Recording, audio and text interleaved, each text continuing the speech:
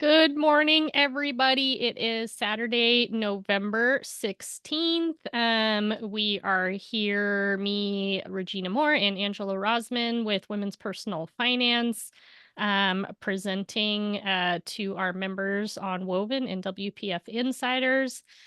We are here with Nathalia today. She is going to be talking about her debt payoff to financial freedom journey.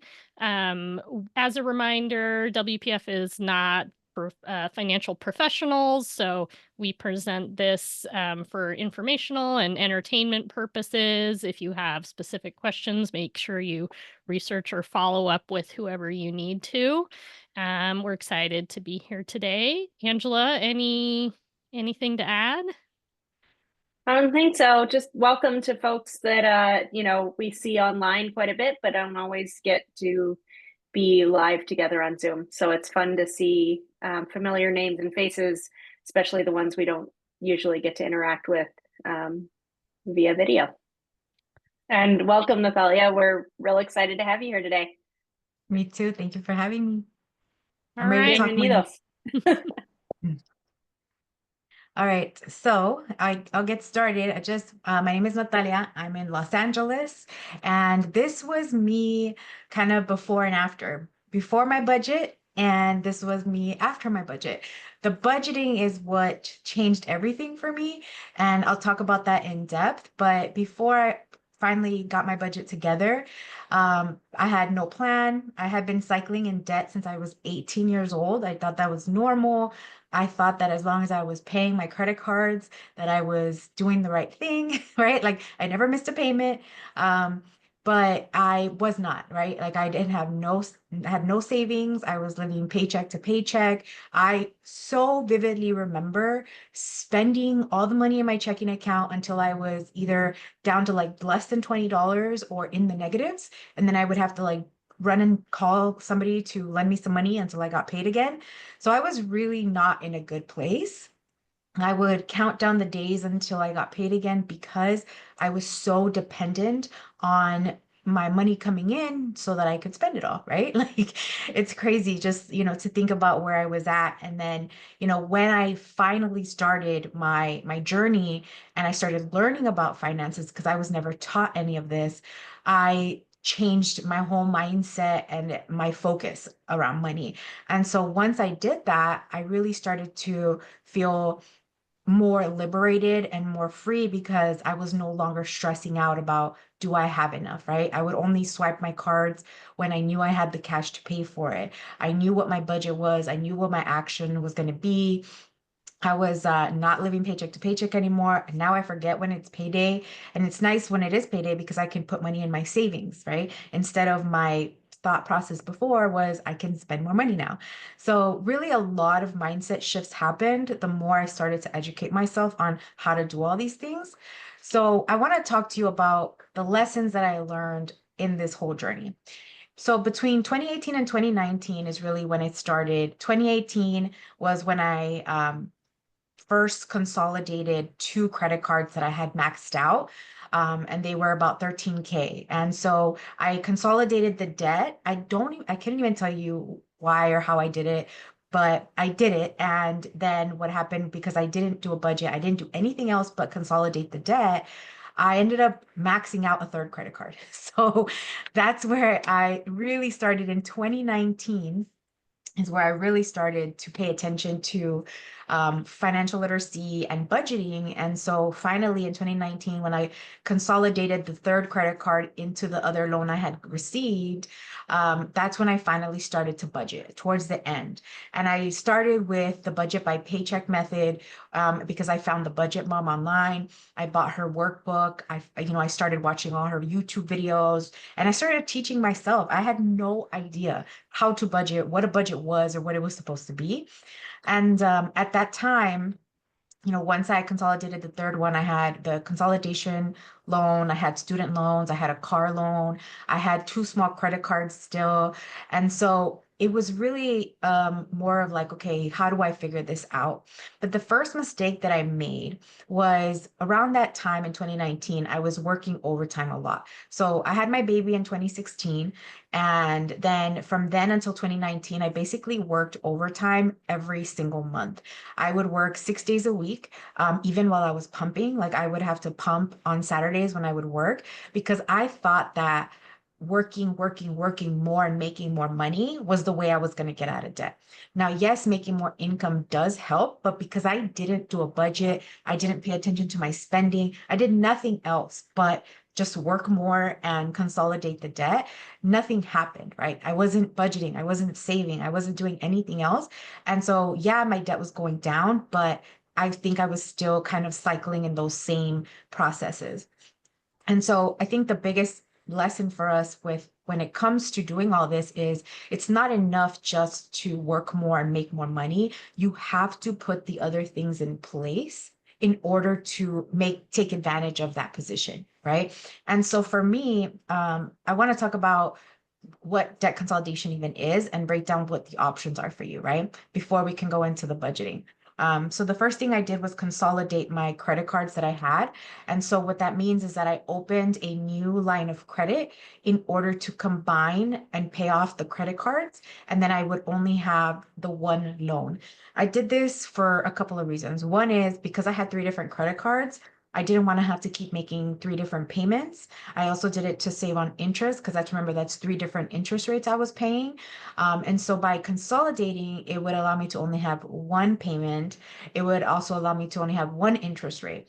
And so once I consolidated the third card into the loan, I put the credit cards away. And I said, I'm not touching these until I know how to do this. And I really was at that point, I was not planning on using them again. And I went cash only. And this was pre-COVID, so it was easier then. So what I did was I consolidated my debt, and I usually recommend doing this when you have a good credit score above 700, because if you don't, you could get even higher interest rates, which are crazy. I also recommend doing this when you have larger amounts of debt. So I think once I consolidated the third credit card, it was about over $18,000 altogether. If you have more than three debts scattered among various lenders, so if you have like, five or more different cards that you owe, you want to consolidate into one. The APR that was offered on the loan was a lot lower than the credit cards were. This was back then, so it was, I think the interest rate I got was 8%, which wasn't bad compared to like 20+% I was getting on the credit cards. You'll have to pay a lot more over you will have to pay a lot more over time to pay the debt depending on how long you get it. So when you consolidate your debt, you're getting a loan, right? A personal loan. And so depending on how long you get the term for, you could get a term of 3 years, 5 years, or more. And so I did a 5-year term, but I knew I was like, it's not gonna take me 5 years to pay this. I knew I was like, I'm gonna pay this off earlier. And that's why I always tell my clients, like, just because you know, get a 5-year term doesn't mean it has to take you 5 years to pay it off, right? Doing a debt consolidation is just a strategy to lower your interest rate, to control the amount of payments that you have to make. So it's just a strategy to make your payoff journey easier, and also to save you some money on paying 20 plus interest rate across like 5 cards, right? I used my local credit union. You can also use websites like SoFi. SoFi is actually really good. A lot of my clients use them and have been successful with them. They also have like referral programs. So like if you have somebody else that has a SoFi loan, they can refer you and then they can make money and you can make money, which is pretty cool. But other than that, I just want to say that debt consolidation you want to consider when you have large amounts of debt or you have lots of debts kind of scattered around. Another option is if you have smaller amounts of debt, is credit card balance transfers. So that's another option that you could do. And so with this, if let's say you just have like 1,000 here and 300 here, right? You can apply for a new credit card specifically for the balance transfer. And then once you get approved, then some of them actually offer to pay the other cards directly. And then that way it wipes out the two cards and you only have the new card with zero APR for a set amount of months. That could be anywhere between 12 months up to 21 months I've seen. And so this will give you a break on that interest, and it gives you time to pay that off without having to worry about more debt accumulating on you, right? For this one, you also need a very good credit score because you want to make sure that you will get approved. Now, you want to be careful when you're doing a credit card balance transfer if the amounts are too high. I'm gonna share something like a lesson I learned along the way. Somebody told me about credit card balance transfers when I was first starting out my journey. And they were like, oh, you should try the Chase card. This is really good for balance transfers. And I was like, okay, I knew nothing about any of this, right? So I applied for the card. They only gave me a credit limit of $500. I had $11,000 in credit card debt. $500 was not going to cut it. And so I called them and I'm like, hey, can we like increase the credit limit? And they were like, no, right? And then now, knowing what I know now, I'm like, duh, they were never going to increase it because I have all this other credit card debt. So because the amounts were so high, it just didn't make sense for me to do that. That's why I went for debt consolidation instead. So if you have lower amounts, one way you could kind of see like, will I get approved is look at the credit availability on your credit cards that you have as is. So if your credit limits are like 5,000, 10,000, then it's more likely you'll get approved for like a 2,000 or maybe $3,000 credit limit, right? But if your available limits are lower, then it's going to be less likely. So you kind of have to, do some research on your available credit, look at your credit history. Luckily for me, because I had never missed a payment and like, been pretty good with all of my debt that I had, my credit score was still really good. And so I maximized that. But with credit card balance transfers, it's just another strategy that you can use, another option if you don't have as much debt. Credit limits on other cards are high enough, then, you can look into that to consider will I get approved for the amount I need? You will have less time to pay the debt, right? So the maximum I've seen on these are about 20, 21 months, whereas debt consolidation, you have years. You have 3, 5, or more years. And then with this, you want to make sure that you can pay the balance within the 0 APR period because some will actually back charge you the interest. So you want to make sure, again, run your numbers, right? Let's say that you have $3,000 in debt. You want to do a balance transfer and you get an 18-month card.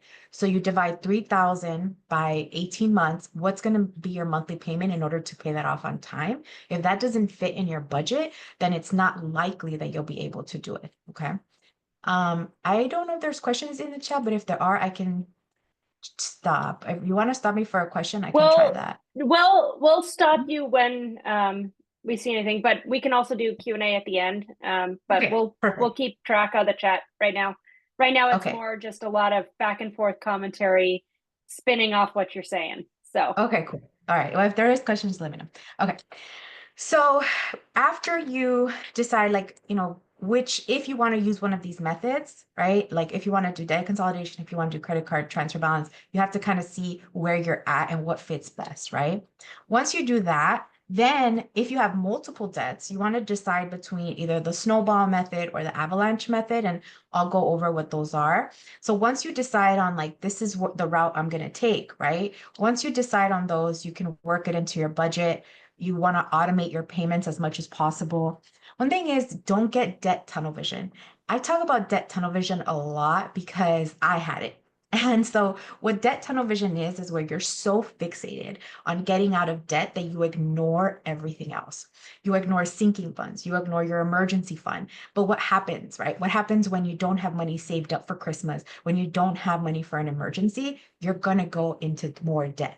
And it's super, super important to still continue to save and invest and to even allow fun into your budget, even while you're paying off debt. While I did my debt payoff, I still, would get Starbucks from time to time. I would still go out to eat from time to time, but I always made sure that I had the cash. That was the difference, right? I still traveled, I still invested, I still saved money. And so, yes, it did take me, I would say, 2018 till 2021, 3 years to pay off my debt. But I just saw it as like, that's the time it was going to take me because I didn't want to do this in a miserable way where I never did anything other than that, where I didn't save money, where I didn't continue to invest. Now, I wasn't investing like, 10%, 15%, but I was doing up to the match at work. So my job matches me 4%, both of my accounts. And so then I was doing up to 4%.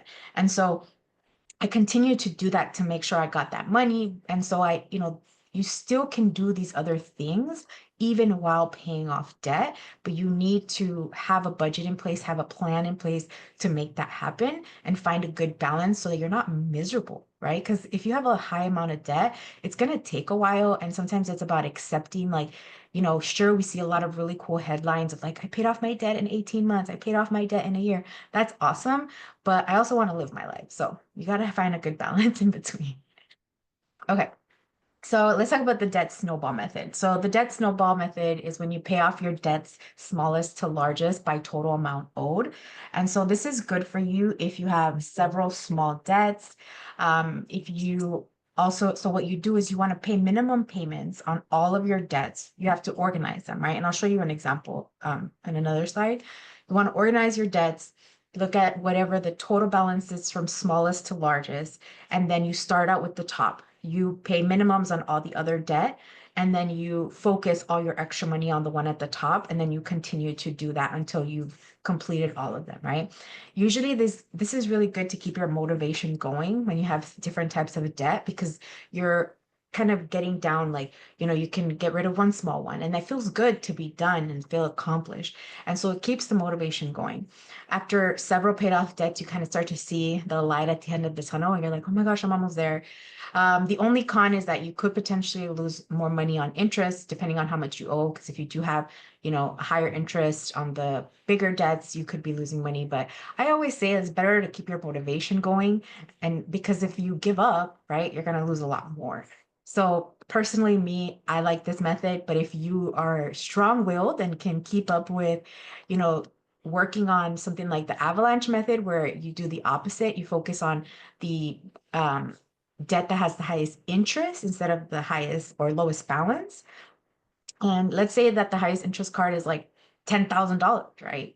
As long as you can continue to be motivated to do it, that's the key, because it's really all about your mindset and like how you feel through this process. It's not necessarily always about the numbers. So the avalanche method, instead of focusing on the lowest balance, you're going to be focusing on whatever has the highest interest rate. So you, again, organize your debts, whatever has the highest interest rate, that's the one you're going to pay first. You pay minimums on everything else and focus all of the extra money on the top of your list. And you repeat this until all your debt is paid off.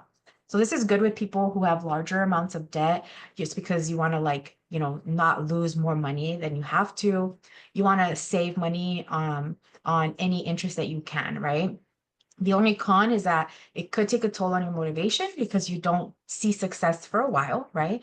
And one thing that kind of counteracts this is if you have these little charts, like the debt payoff charts, I have found are really helpful, because you start to see your progress and you can kind of see, okay, I'm doing something. Because when it's big amounts of debt, it does take time. So you pick whatever feels best for you. I always say it's not just about the numbers. Sure, we want to save as much money as possible, yes. But if you are not going to be able to stay motivated with doing the avalanche method, then, do the snowball method, right? You got to figure out what works for you.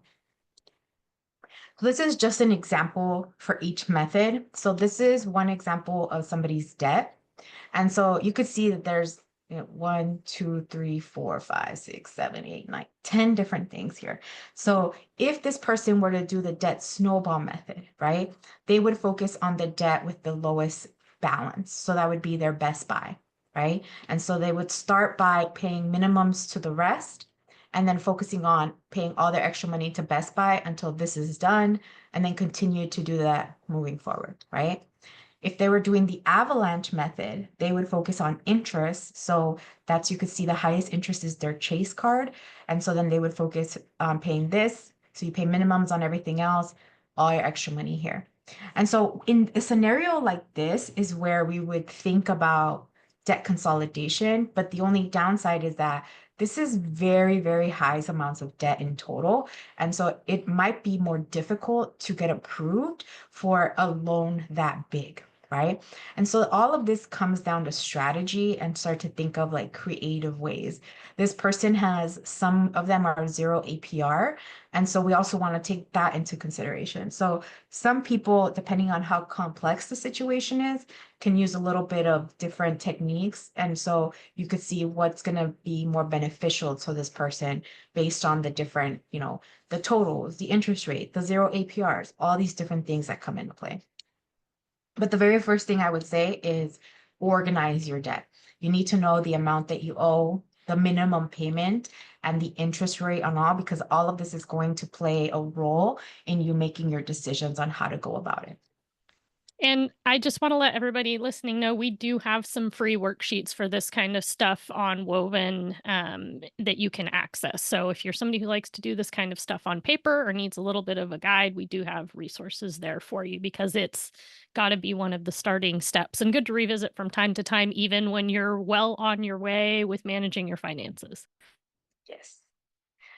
All right. So the next thing, right? So the first thing I did was consolidate my debt. That was step one. Then not creating a budget sooner actually was what got me into more debt. The first time I consolidated, like I said, I didn't create a budget. I didn't do anything. I just consolidated and figured it would figure itself out. I don't know. But then what I really missed was creating a budget. Once I created the budget, this was the game changer for me. That's what changed the course of everything else. So I use the budget by paycheck method, and this is where you create a different budget for each time you get paid. I only get paid on the 15th and the 30th. It's the same every month. So it's kind of easy for me because it's not like every 2 weeks. It's literally just the 15th and the 30th. And so I have a budget for each one, and then I can pay my bills and pay everything based on that. You write down your income, and I'll show you an example. You subtract your fixed expenses, your variable expenses, and then whatever's left, I call that like golden number, is what I put towards my savings and any other goals that I had.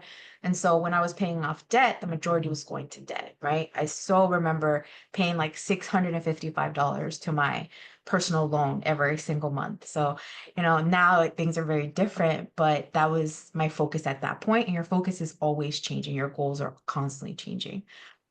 So I like this method because it works with my pay schedule. It really helps me to sit down and reconcile my numbers. So, instead of ignoring my budget all month, I have to sit down and look at it because I know that I have two different things I'm working on. And so I have to okay, right before the 15th, I sit down and I look at it, and I do the same thing on the 30th. It helps me balance out my funds. So the timings of my bills when they're due, it helps me kind of figure out, okay, I know that I have to pay my rent at this period, which means I'm going to have less money to save, but it's okay because I have more money on this period. And so I can easily switch up my saving and debt payoff based on, whatever I need to do in that time period. So just some terminology with this budget is fixed expenses. That's things like your rent, your cell phone, things that do not change and remain the same from month to month. And then variable expenses are things that could change, gas, groceries, dining out, beauty, entertainment, those kinds of things. I do want to talk about the fact that there are different budgeting methods. And so when I first started this journey, I actually did use the cash envelopes combined with the budget by paycheck. And I used the cash envelopes as a way to teach myself restraint. Because before that, right, I just saw money as something that was meant to be spent. And so I had to learn limits, and I had to teach myself how to say no. And so I would take the cash out every paycheck, I would stuff my envelopes.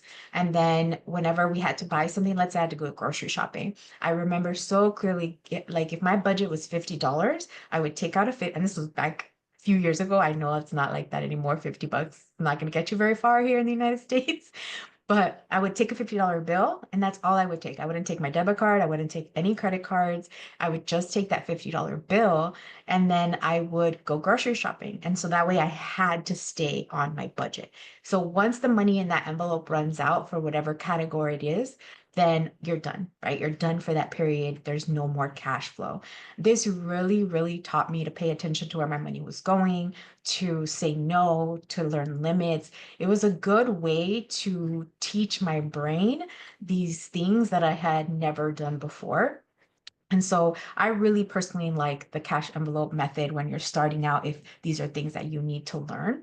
Now, once COVID hit, cash just wasn't like a good thing to have at that point. And so then that's when I switched to credit cards. But you know, if you can still do this and it's something that works for you, definitely recommend that. There's also the zero-based budgeting method where you have to give every single dollar a job. And so up here, you can see that's the total you get paid, and then you give every single dollar a job until you get to zero. So that's another way that you can set it up. There's also the pay yourself first method, which basically means instead of, right, the way I do it, where it's fixed expenses, variable, then the rest goes to your goals. That's the opposite. So instead of that, with the pay yourself first, you're prioritizing your savings, your investing, or anything else that's, you know, geared towards your financial journey first. And then whatever you have left over after that goes to for fun or for whatever you want. So that's another method. And, you know, you could kind of intertwine these, but I do have examples in my Instagram highlights. I have examples of live people who do each of these methods, so you could see how it works for them. Okay. So part of my budget, honestly, is understanding the difference between a need and a want. And this is so, so basic and key for us to be able to say no to things and to align our spending with our goals, right? So when you're talking about a need, it's an expenditure that's essential for you to be able to live and work. These are reoccurring expenses that probably are going to take up a good chunk of your paycheck, but you can't do without them, right? That's your mortgage or rent, your car insurance, groceries, things like that. So I split my expenses between needs and wants so that I know if I need to cut back or save more, guess what's going first? Some of this stuff, you know, probably the eating out. Sometimes we take breaks from my daughter's classes. At some point, we were paying like $600 for classes and things for her, and I was like, we gotta take a break here.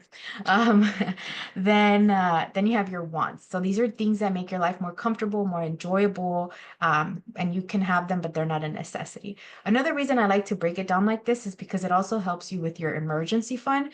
When you're thinking about an emergency fund, right? You're not going to need, like in a true emergency, let's say you lose your job, you can't work, whatever, you're not going to care about having knots on all this stuff, right? You can eliminate these things and focus on just your needs to be able to get by.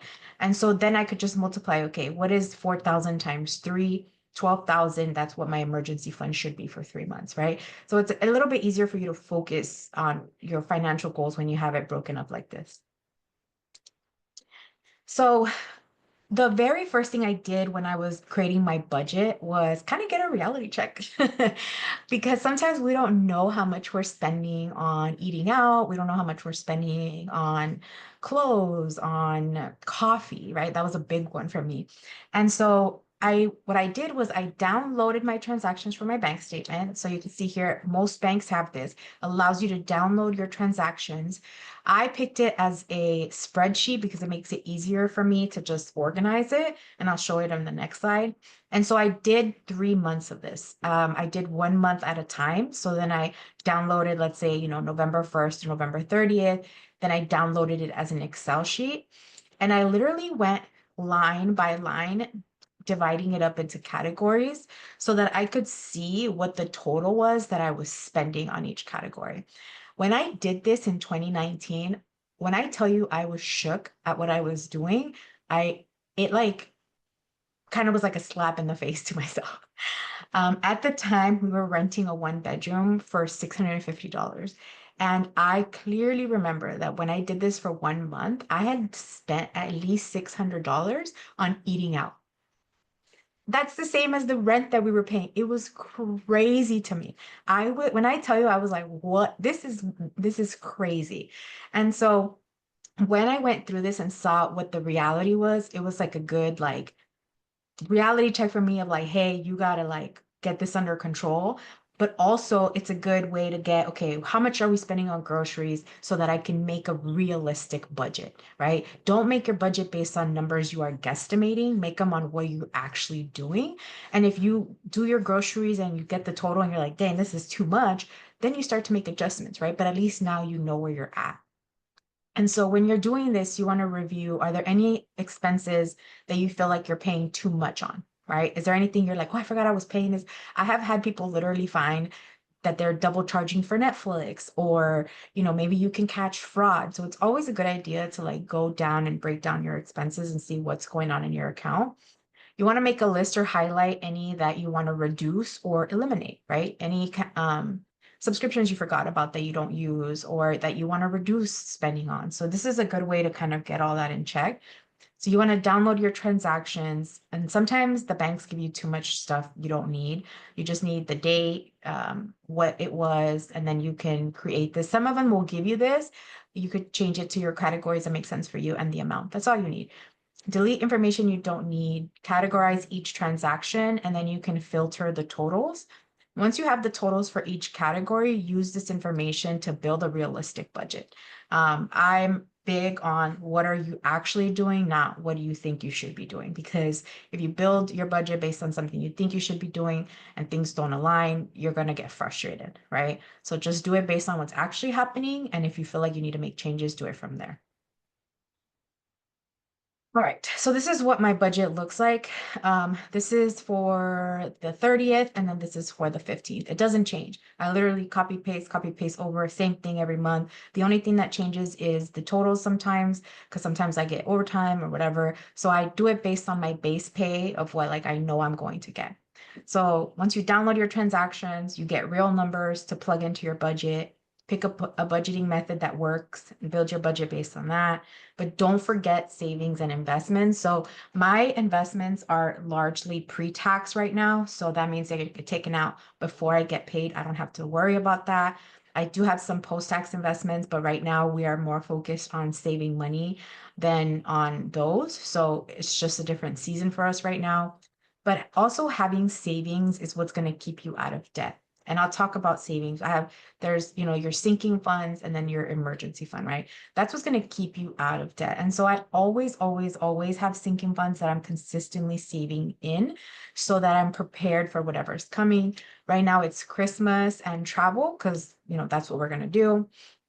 And then you could see here, so this is my income. This is my fixed expenses for the 30th that need to go in. This is our variable expenses that really do not change. And then this is what's left over for me to save on this paycheck. Then I have the 15th, same deal, fixed expenses, variable expenses. I do want to point out one thing, electricity. When you have bills that may change or could be variable, right? I always budget whatever the highest amount could be. So I always budget 150, but it actually comes out less than 100 most times, unless it's during the summer. So you always want to budget the highest amount possible that bill could come out to, just so you're ready. And then when it's lower, then guess what? You have more money to kick to eating out or kick to savings, whatever you want to do. So here you could see more money I can save. And so that way, you just throw it into your buckets wherever you're at, depending on your goals. So let's talk about savings. When I started my journey in 2019, I had $0 in savings because I would often put some money in and then transfer it back into my checking account when I would run low.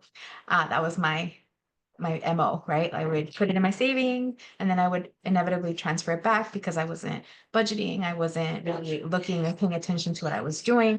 So the very first way that I saved up for an emergency fund was this.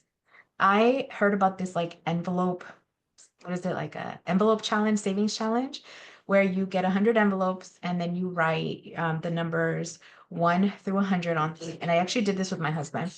And so every week we would pull an envelope out and we would stuff it with cash.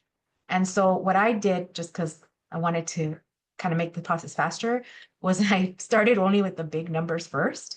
And then I took out the small ones because I really wanted to save up. And so we would stuff the money, put it in above our fridge. And honestly, I would forget about it. And eventually, when I would go to put it in the bank, we had 1,000, we had a couple thousand here, a couple thousand there. And that's how we started saving for our emergency fund. So try to make it fun if and when you can, because it's going to make it a little easier to not feel as like a job, but it's just gonna be like, oh, what number we used to have my daughter pick out the number, and then whatever number we got, we would like, okay, stuff it, put it away. And we did that for a good maybe a year. And then eventually I was able to save on my own without having to do that. But some, ways to save is to make it fun, make it automatic. So now my savings is automated, right? It's just kind of automated from my high yield to my high yield savings account. It goes straight into my buckets. I don't really have to think about it because my budget tells me exactly what I'll be able to save. You can also make it challenging for yourself if you want by cutting out some spending. So I did a no buying coffee for a month challenge. And then so whatever you would have spent on that, you put into your savings. So figure out a way that works for you. But really the big things for savings is when you have a budget, when you can automate it, and when you can separate it from your checking account. That was a big one. Have your savings in a high yield savings account separate from your checking account so that you're not tempted to do those moves whenever you can, because it's not going to be as easy. So first we want to talk about emergency fund savings. So that was the very first thing I started saving for, was my emergency fund, because if you don't have your emergency fund, then any little thing is going to bring you right back into more debt, right? And the biggest question is, well, how much do I need? So when you are single, healthy, you have a steady job with regular income, you can get away with 3 to 6 months of your expenses, monthly expenses. But when you are the breadwinner like me, when you own a home, when you have a pet, when you have kids, maybe your job is not 100% secure, right? Maybe you work in an area where sometimes there's layoffs. Maybe you have a job that is dependent on tips sometimes, right? Like if you have jobs like that, then you want to have more. You want to have 9 to 12 months of your expenses saved. And so it really just depends on where you're at. Another area where you might want to have is if you have any medical issues, you or your immediate family members. If I don't know if anybody in here identifies as Latino, but I know in the Latino community, we always help each other. Family is always kind of giving money. And so maybe you need an emergency fund for your family just to have something separate for when somebody needs help, right? So it really is dependent on your situation. But this is a good starting point. 3 months, work your way up to 6. And then depending on where you're at, you might need more 9 to 12. So how do you build up for your emergency fund? The first thing you need to know is how much you need, right? And I kind of break it down for my clients into steps, because if the first thing you hear is I need to have $14,000 in emergency fund, and you're going to be like, how am I going to do that? I'm going to freak out. Let's break it down into steps, right? So the first step is going to be just basic needs, right? What is your basic needs goal? So that's where the needs chart comes in. And what is that total? That's going to be step 1. And if you want to break it down even more, maybe you just say, okay, what is 1 month of basic needs? And that's going to be your starting goal. And then what is 2 months of basic needs? Then that's your next goal, and work it from there. So you're not panicking on like, oh my gosh, how am I going to save so much money? Because sometimes it does seem like a lot of money, right? Not many of us can save thousands and thousands and thousands every single month. And so we got to make it work for our brain to be excited and to not feel overwhelmed by the idea of having to save all this money. And so you start out with your basic needs first. That's step 1. Then you can add, okay, once you do that, then maybe I'll save, 1 or 2 months of my basic needs and wants. Then your next goal could be, I'm going to save my full income total, like whatever that times 3 is, right? So your expenses is different from your total income. So maybe that's your next step. And then you just continue to increase the amount over time. And so once you let your money habits create freedom for you, it's going to feel easier. It's not going to feel as daunting. But so start small and then start to continue to build up that way. So how do you save for an emergency fund? You want to determine how many months you need to save for, 3, 6, 9, or more. You want to calculate the total of your necessary expenses for the month. So that's where your chart, handy dandy chart, comes in. This is one of my clients. You can see the breakdown here. So you can see that the needs only for her 3 months is about $6,692. That's needs only. When she's ready to move to the next step, she could do needs and wants together. So once you know that, once you know how many months you want to save for, you know what your monthly expenses are, you take your total monthly expenses and you multiply it by the number of months you want to save. So if you want to save 3 months, then you multiply this by 3 or by 6 or by 9.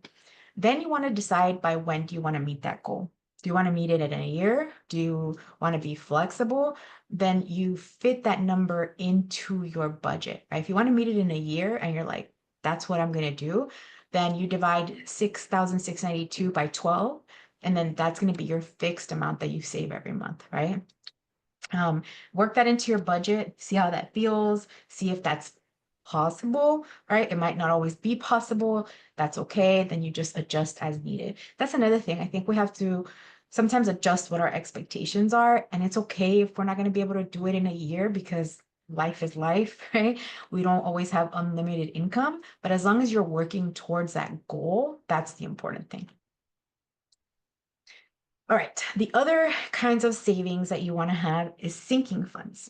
And so sinking funds are for expected expenses, right? So while your emergency fund is for unexpected expenses, your sinking funds are for things you know are going to happen. You know when your kid's birthday is. You know when you're going to go on vacation or you want to go on vacation.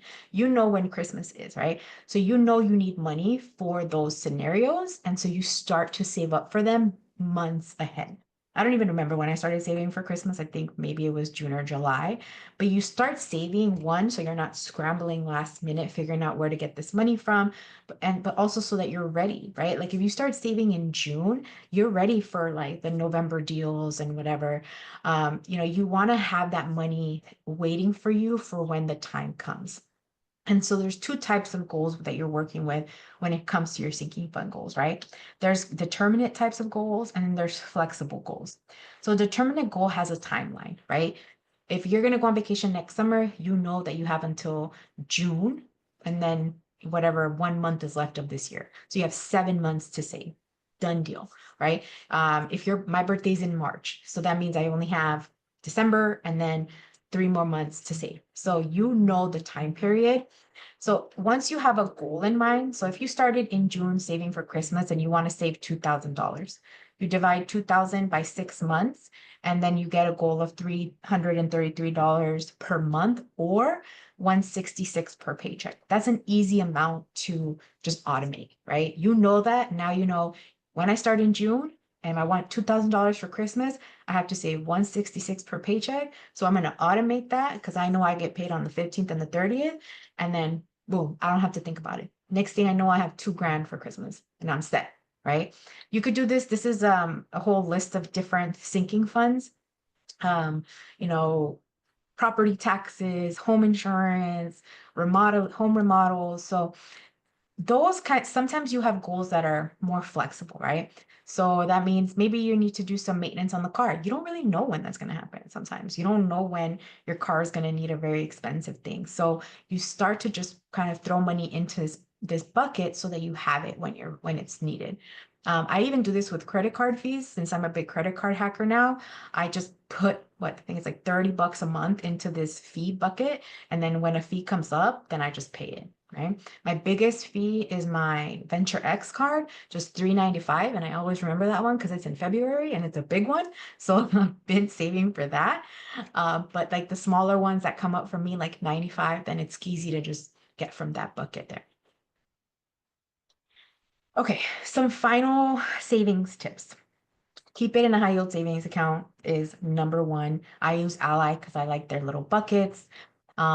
Keep savings in a separate bank from your checking account so you're not tempted to dip into it.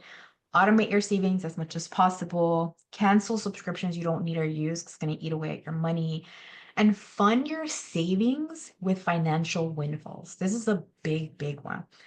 Our bonuses might be coming up at the end of the year. Tax refunds, stimulus checks. This was back when we got those. Mostly bonuses and tax refunds, right?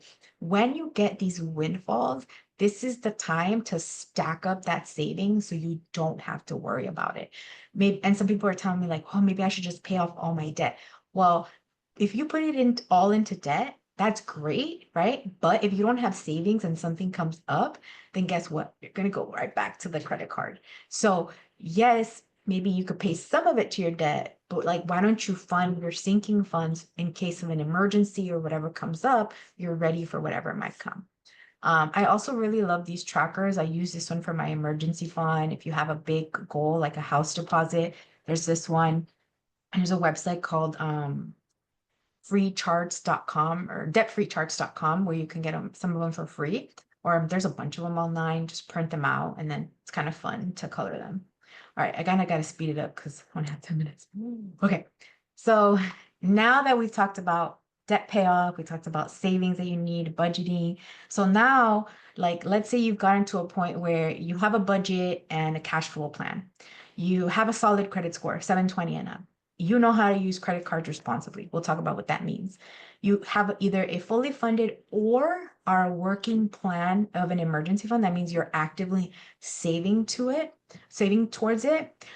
You have a plan. You have a plan for your debt payoff. You have a plan for your savings. You have a plan for investing. You have a plan. You know what's happening, and you're working towards it. Then maybe you're ready to travel hack / credit card hack. So let's talk about that a little bit. So when we talk about using credit cards responsibly, what does that mean? It means you pay them off in full every single month. I pay my credit cards every week because I don't want to play with having balances. You can also use your credit card, or no, you also should use your credit card only when you have the money in your checking or your savings to pay the card off.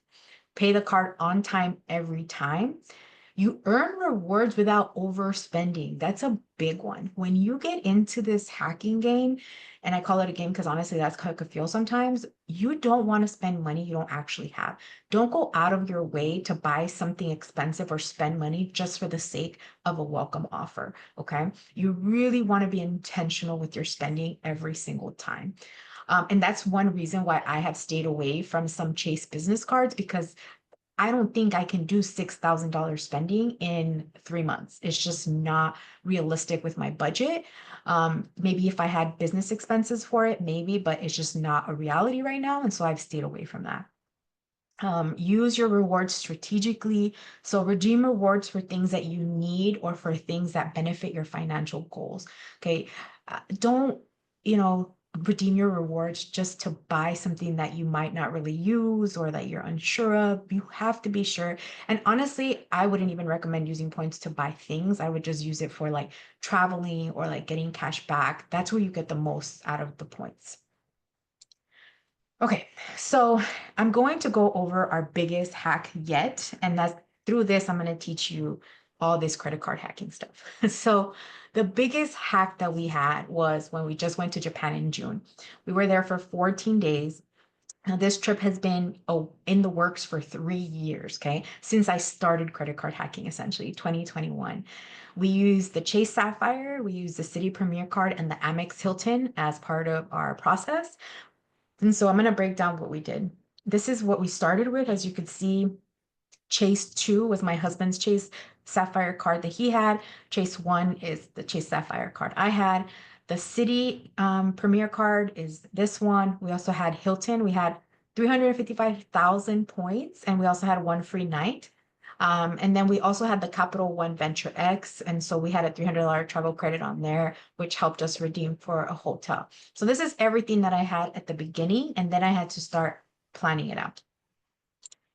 So first was our flights. This is what we did. In 2021, I opened the Chase Sapphire preferred credit card when they had an offer of 100,000 points after you spent $4,000 in 3 months. So that was an increased offer. Usually they only offer about 60,000.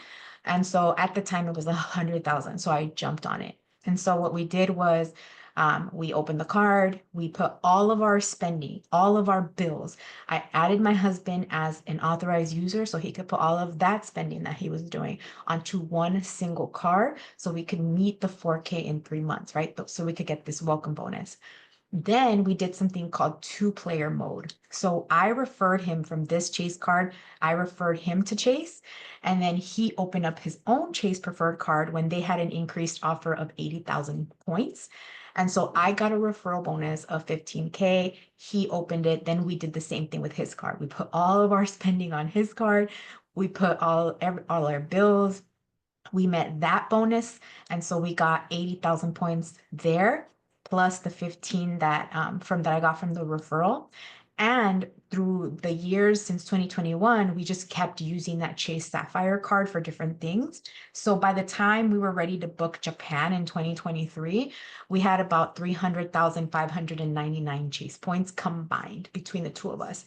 And now Chase, Capital One will let you send points from one card to another when you're within households, or sometimes depending on the card, there's different rules. But I just had to call Chase. I said, hey, I want to like send my husband's points over to my card, where he called with actually. And so then they did the transfer. It was instant. It was easy, no issues at all. And so then we had all the points on one card so that we could go to their portal and purchase. So there's two ways to use your points. You could either purchase them directly through their portal, or you can transfer out to their hundreds of travel partners. We just went through the portal. And so we booked 3 round trip flights, premium economy, to Japan. And so we saved $4,652 on that for using the points. So how do you meet a minimum spend? You use the card to pay all your monthly bills. That means, change all the electricity, cell phone, everything onto one card. You use also the same card to pay for your variable expenses, so like your day-to-day spending. You strategize and prioritize with your existing budget. Like I said, do not go. Oh, are we out or time? Are we okay?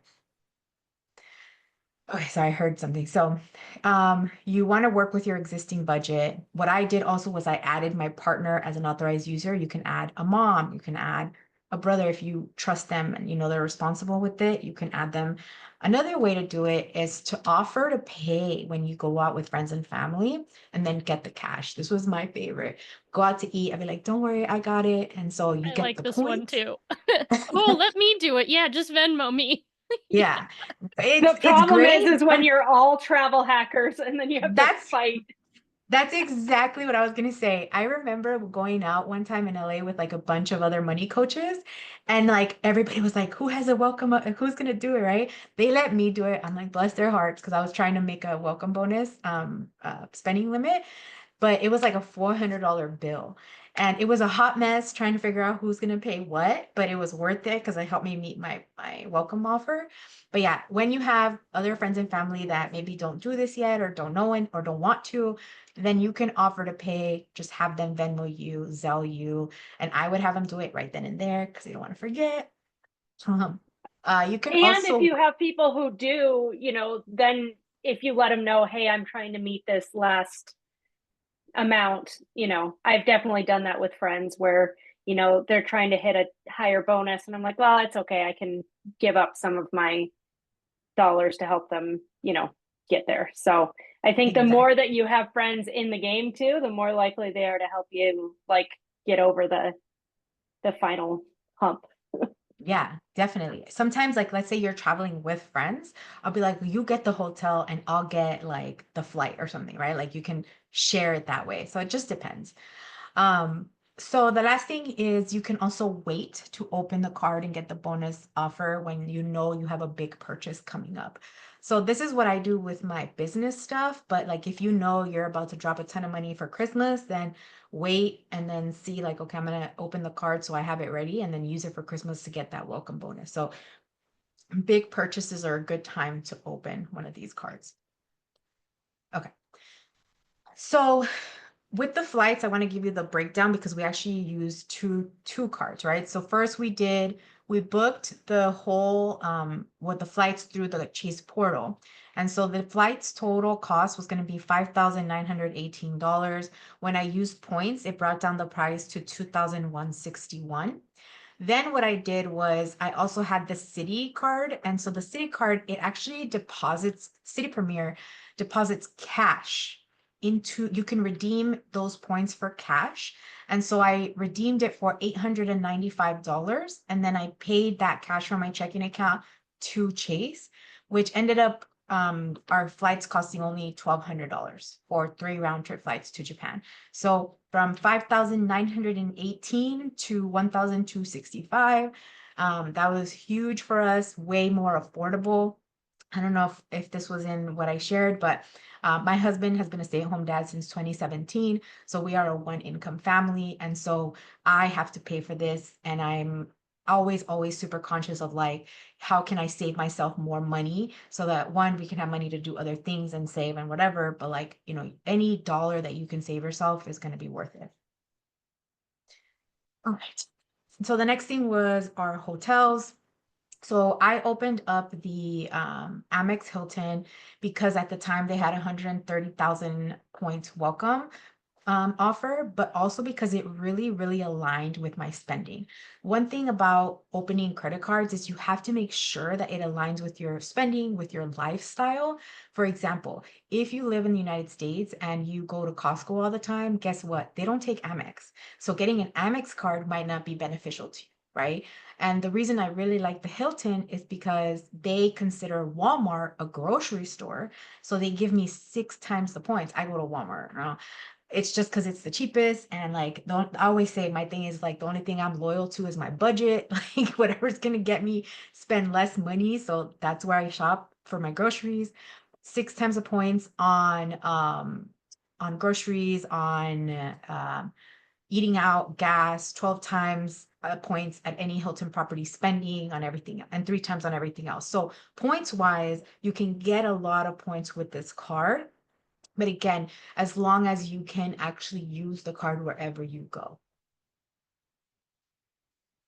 So Japan, we had 334,000 points to cover 5 nights and also one free night certificate. Another thing I really like about the Hilton Amex is that once you spend 15K on the card in a year, they give you a free night certificate. We've gotten it twice, and that's when I put all my spending on that card.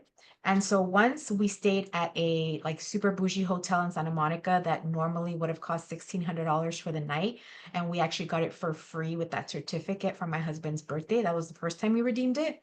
The second time we redeemed it was in Japan to stay at the Conrad, which was 100 times worth it. So worth it. But you could see here the breakdown of the other nights. So we had one night here, 2 nights, one night, all paid with points. I did evaluation roughly, and so it saved us about over $2,000. And so we were able to cover at least half the nights that we were there, 100% with points.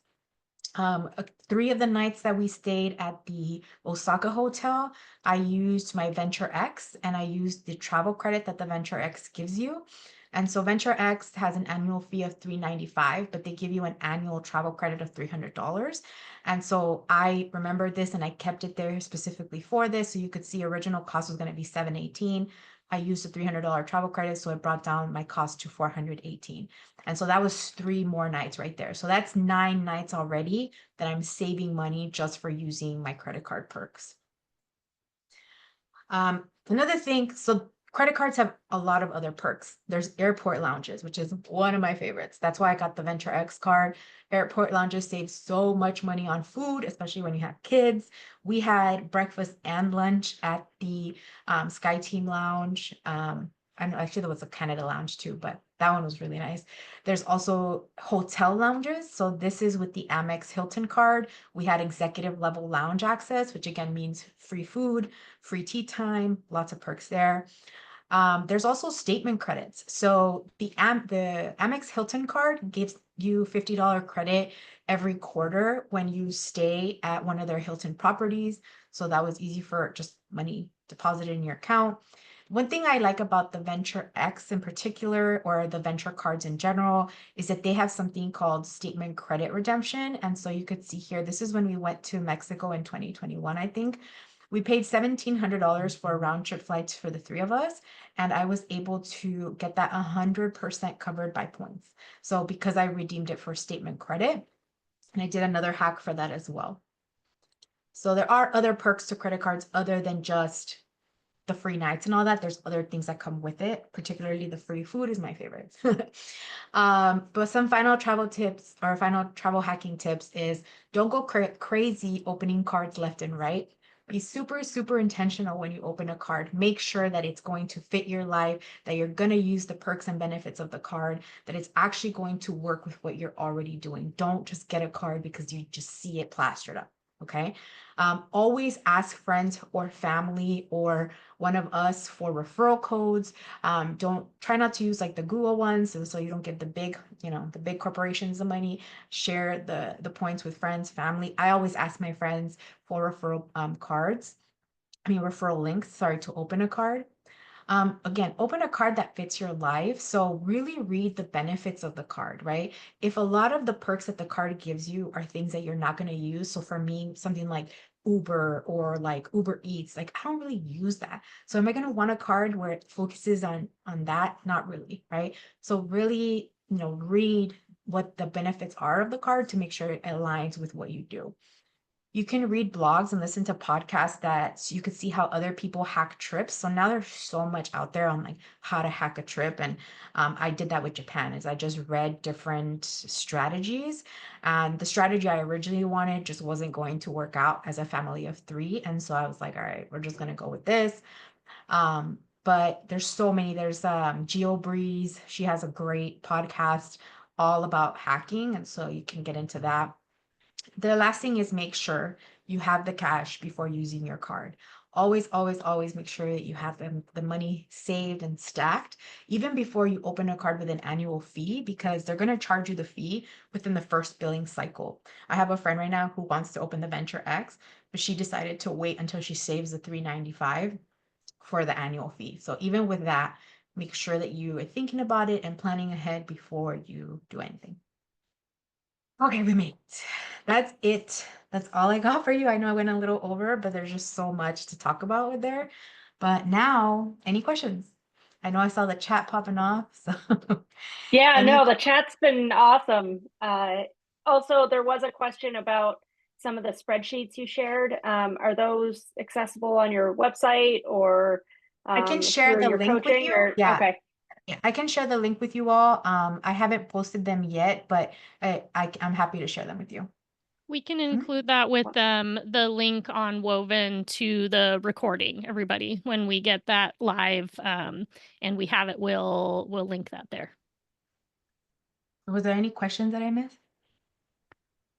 Feel like there was a lot of back and forth in the comments. The awesome thing is when you have a community that's really into this stuff. There's a lot of back and forth and building off what you said. So thanks Okay. everyone who made it a super active chat at the same time.